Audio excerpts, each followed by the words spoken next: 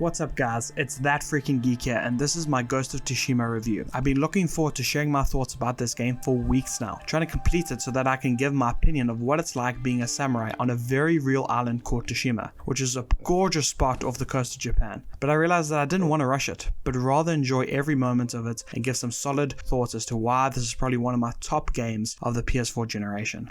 That's right, after about 40 hours, I've never been so blown away by a game that I thought would be decent at best. I'm going to break it up into 3 viewpoints, each of which will play a part as to why I think this game deserves to rank among the best.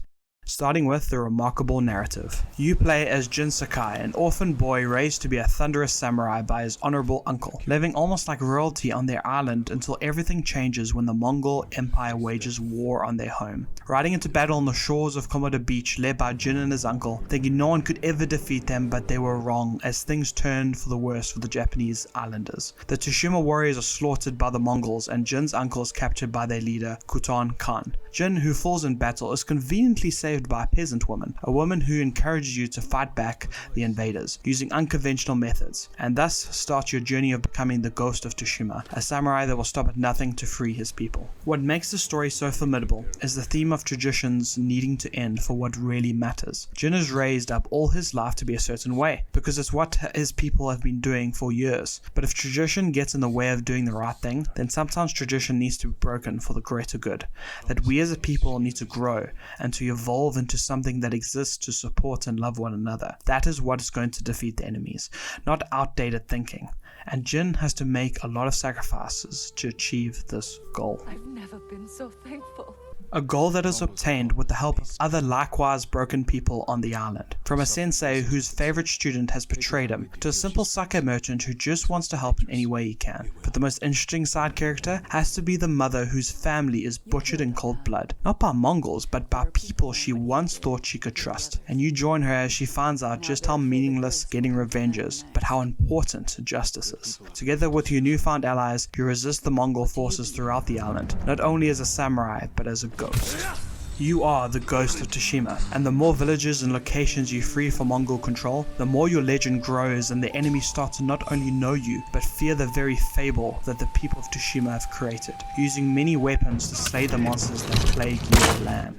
The combat in this game is sublime. It is based on timing and it is very satisfying. As you parry and strike your way through groups of foes, you can even perform a standoff, granting you bonus resolve if you win. The more resolve you have, the better your chances are at winning set fights. Resolve is a meter that when used can perform special moves or even get back some of your health. With your katana, you have 4 stances, each offering different sword strikes for different types of enemies. Water stance, for example, is perfect for beating enemies with a shield, proving that their defense is no match for your sword. Or there is the moon stance, the perfect dance to make the bigger enemies fall flat on their faces. By the end, you've unlocked so many special techniques like the flaming sword and the heavenly strike that you'll go through anyone that opposes you like butter. Then there's the ghost side of you, as you pick off your enemies one by one, eventually unlocking combo assassinations and other assassin-like tricks to kill your enemies undetected. I do admit that this side of the combat is a bit undercooked. Other stealth games have done this before and so it wasn't really revolutionary. Things did get interesting in the last half of the game as you unlock various terrifying methods that literally make the Mongols run for the hills. It's so damn enjoyable sneaking up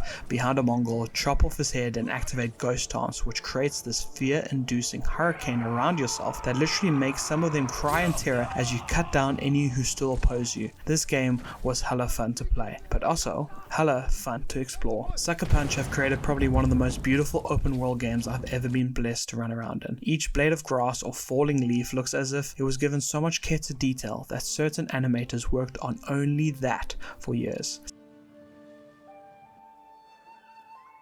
Sunshine shines through the trees, water rushes down rivers, and lightning thunders in the distance.